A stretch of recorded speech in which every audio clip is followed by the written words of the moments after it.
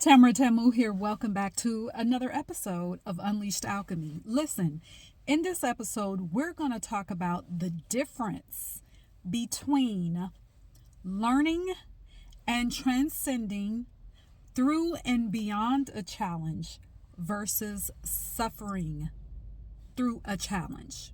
Okay, we're going to talk about the differences. All right, so stick with me. Grab a pen and paper because you are going to want to take notes on this one. And before the end of this video, you will have dismantled the programmed idea that tells you that to learn something, you have to suffer. That to learn a lesson, that it requires suffering. We are dismantling that idea right now in this video. So stick around. Okay, so suffering versus learning through challenges. There is a difference. There is a difference. So first, let's talk about this. To learn a lesson, to gain and to integrate more wisdom in your life from that lesson does not require suffering. So then the next question, after we have said that statement, after we have declared that, we have to ask the question now, where do we get the idea that some type of suffering or some prolonged suffering or some level of suffering is required for us to learn a lesson, that some form of suffering is required for us to be successful, that some form of suffering is required for us to live life in a way that is soul aligned, to live life in a way that we desire, that suffering is required. Where does the idea come from? It comes from several places, so let's talk about it. The main foundation of that terrible idea is through programming. And we know that we are programmed several ways, all right, throughout our entire lives. Programming transcends age, okay? It transcends gender, transcends race. Programming is programming. So the first form of programming that we're going to talk about is societal programming. So, think about whenever you hear about someone's success story. We have come to a point now where we just expect to hear the most horrific, worst experiences that precedes that individual's success. So then we hear, that's what we hear, okay? Whenever we hear a person's success story, it seems as if it always comes with some horrific story and the most horrific experiences that precedes that, okay? So, from that, then we tell our children, see, look at this person. They struggled and they suffered and then became successful. Now, so can you. Now, I know that when parents tell their children this, they think that they're helping their children, okay, as any good parent would. They think that this is advice. So what this does is it does not create a loop really of success. What it does is it creates a loop for that child to grow up as an adult thinking, in order for me to have what I desire, in order for me to achieve, in order for me to have success, in order for that success to mean something, I have to struggle or I have to suffer something. Then here's a side note. It also creates an identity in a person that self-sabotages.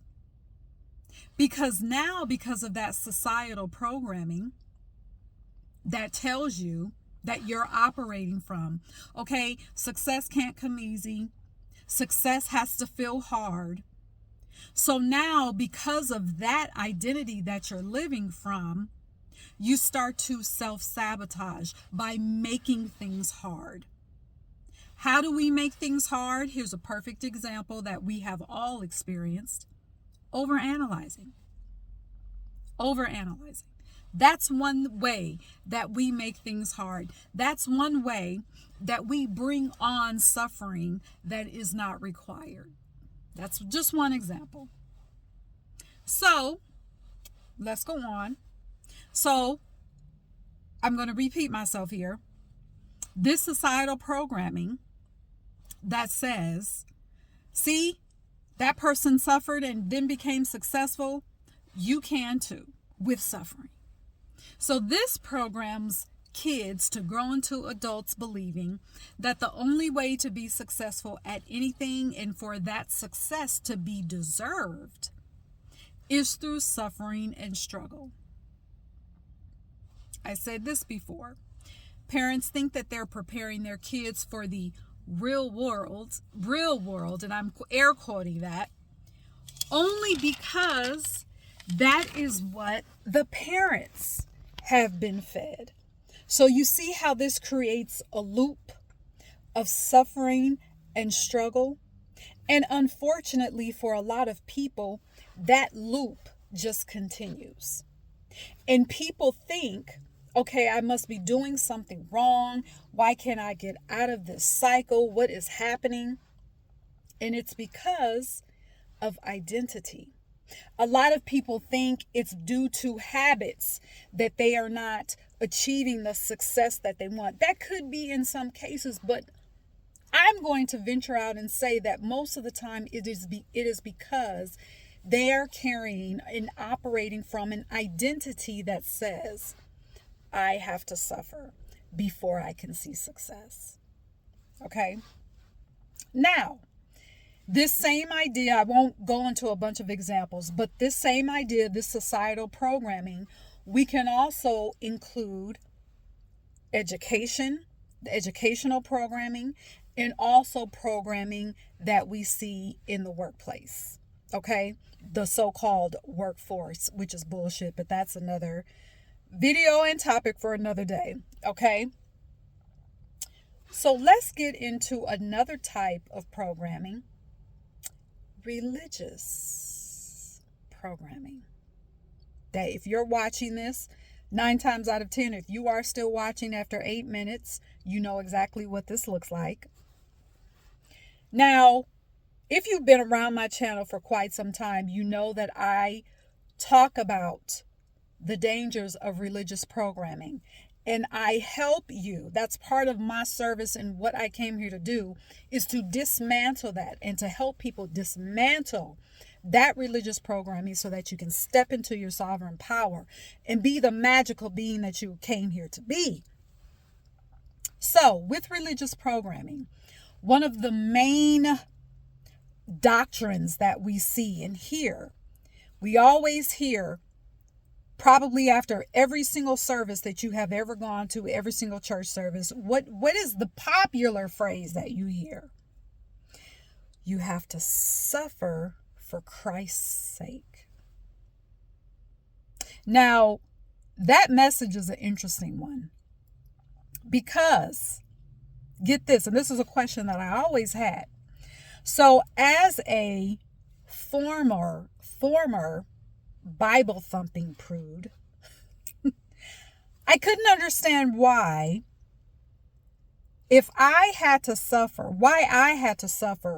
when I was told that this Christ, this individual, this character, had already suffered on some cross for me, had already gone through the worst, most horrible death, torture upon torture upon layers of torture, did all that for me, but then I still had to suffer.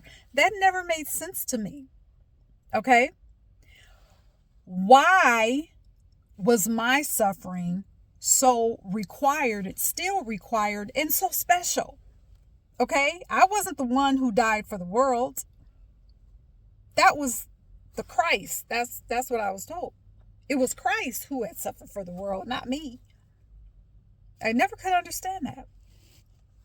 So even though that question stayed swarming in my head, and it didn't make sense, guess what? Because of the religious programming and because it had taken over my mind, it took over my identity. So I assumed the identity, a false identity of one who suffers. I assumed the identity of one who could only be worthy of success or anything good, that I could only be worthy of the life that I wanted only after I had suffered enough. But I never identified what enough meant. I never understood what suffering enough meant, what that looked like. So I was caught in a loop of suffering, okay? So let's talk about the difference between what suffering is, the definition of suffering, and what learning is, okay? So, suffering. Here's just a definition. I'm going to give you the definition because you know I like words. You've been here a long time. You know words are power, and it's very important to understand the meaning of them. So suffering, what is suffering? It is a state of undergoing pain, distress, and hardship. Well, first, what is a state? A state is a state of being, an identity. Hold that. What is learning? Learning is acquisition of knowledge or skill through study, through experience, through teaching yourself or someone teaching you, being taught. Okay? Hold those two definitions. All right, let's continue.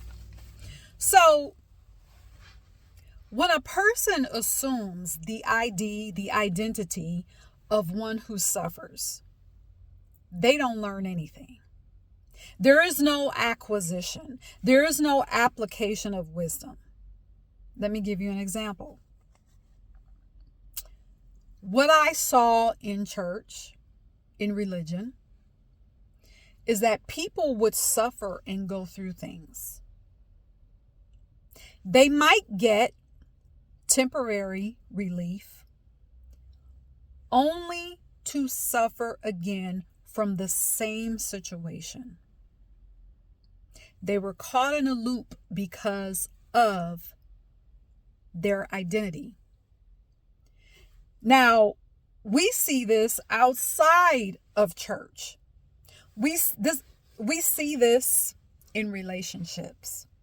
When you hear people say, why does it seem as if I keep attracting the same type of person that is not good for me? That is because they have assumed the identity of one who suffers. If you went through a bad relationship, you went through it, got out of it, you learned something from it, you knew that you were put here to be a sovereign being, to transcend.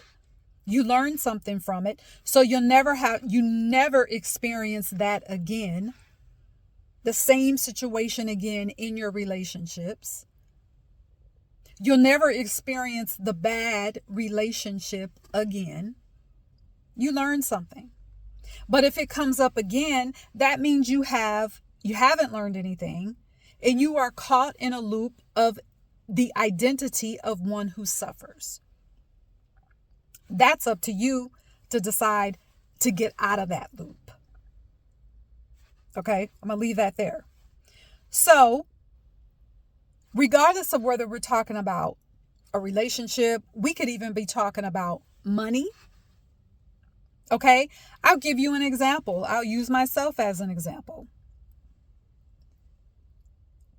Twice, I have been in a money situation where I had credit card debt, just maxed out,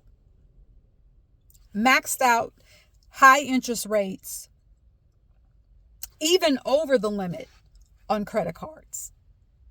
Why did I go through that more than one time? Because I assumed the identity of, first of all, of a person who thought that I couldn't earn the money, the real money that I wanted to earn, that I had to go through all these changes and that money was hard. I assumed that identity. So when I went through that credit card, very hard situation early on, I didn't learn because I went through it again. Well, it's not a small example, but it's an example that illustrates what I'm talking about here. Okay. So if we had learned anything from suffering, we wouldn't be facing the same situation again, but this time in a different package. Okay. And again, we can apply this to relationships, to money, business, all parts of life. Now, how does learning through a challenge look different? Now, I'm going to veer off for a second. As you hear me talking about this, as we're talking about this, does this mean that we're not going to face challenges? No, that's not what I'm saying. We're spirit in this physical body on this physical plane. However, it's the identity that we choose to walk in that will determine whether we suffer or we learn. And when I say learning and transcendence, I'm going to say that those are the same thing. You're transcending. You're allowing this challenge to initiate you into another level of being. When you take on the identity of someone who suffers, are you really transcending? Are you really moving to another state of being? As you're caught in a loop of suffering, so you'll have, again, remember what I said earlier, you may have temporary relief, but then the same situation is going to come back up again in a different package. Have you really transcended? Have you really allowed your spirit to be elevated? So, let me go back. I'll ask this question again. How does learning through a challenge look different? First of all, a challenge is not viewed as a block or a mountain or something that has to be endured. It's not even viewed as a test.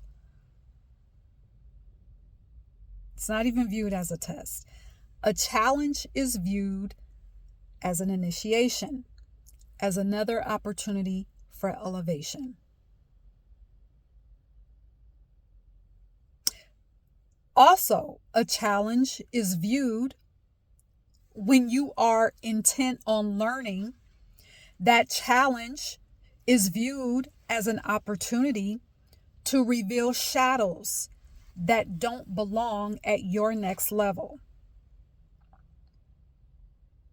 Also, when your intent is on learning and elevating, the challenge is viewed as an opportunity for you to thrive in this moment more than you did yesterday. The challenge is viewed as an opportunity for you to use your power to cause the external to conform to what you say. The challenge is viewed as an opportunity for you to stand more in your I am power and to see your power work. A challenge is viewed as an opportunity for your soul to reveal more of itself to you. The soul identity, not the soul, not the identity that was handed to you, not the identity that feels comfortable and makes other people feel comfortable, but the soul identity. A challenge is viewed as an opportunity for you to see beyond what's in front of you.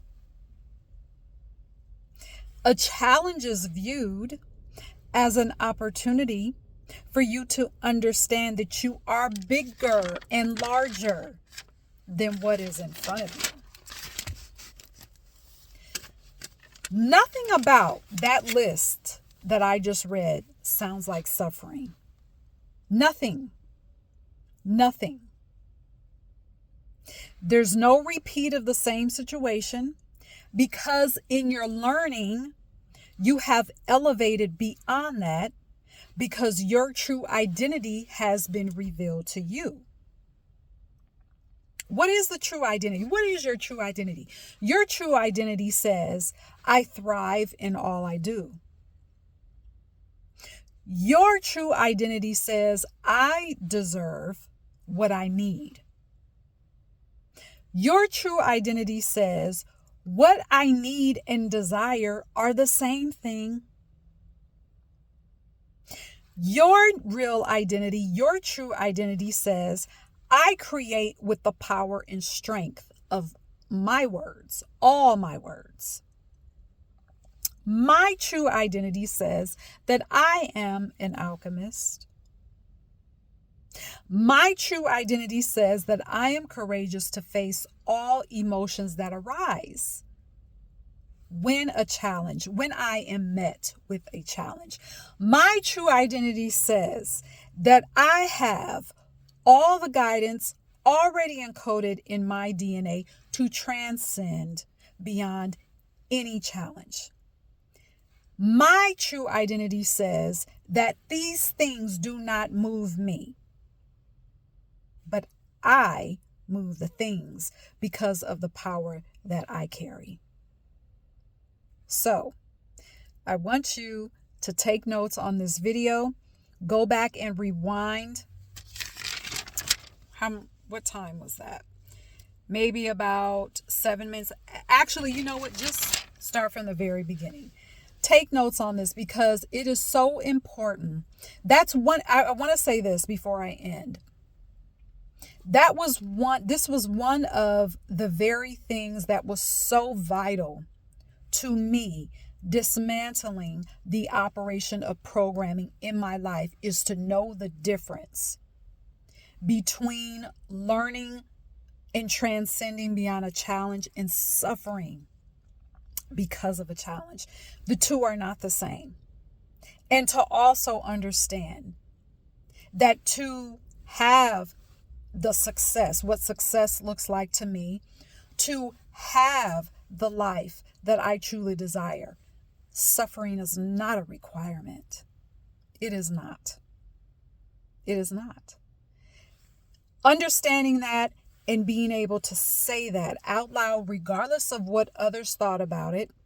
Because you know, when you say things like that out loud, because society is so programmed, you might get called lazy. People might tell you that you're not being realistic. And that's okay. They can say that. They can say that. But that has nothing to do with the truth of you. All right? So remember this. If you want more help, more assistance, and more support in your spiritual odyssey, go to unleashedalchemy.com. There are several ways that you can work with me. You can work with me one-on-one by signing up for my 12-session package. You can also sign up for a one-time session, which is 75 minutes long, where even and this applies for my 12-session package, you will always walk away with actionable steps that you can take and integrate into every single part of your life. So it's not just a we talk and then that's it. No, you get actionable steps on how to apply what we cover in our sessions to your life. Okay. Also, I have a monthly membership, which is the Unleashed Alchemy Magic School, where you learn how to tap into your spiritual gifts, where you learn how to move and deconstruct from religion to alchemy, where you learn how to turn water into wine, where you learn how to tap into the magic that is already encoded in your DNA so that your magic is no longer a mystery to you. Okay? And you can move in it in every single part of your life with power and with confidence. So go to unleashedalchemy.com. In addition to those services, I also offer products, books, ebooks that will also be powerful tools, okay, to accompany you on your spiritual odyssey. All right. So until next time, cheers.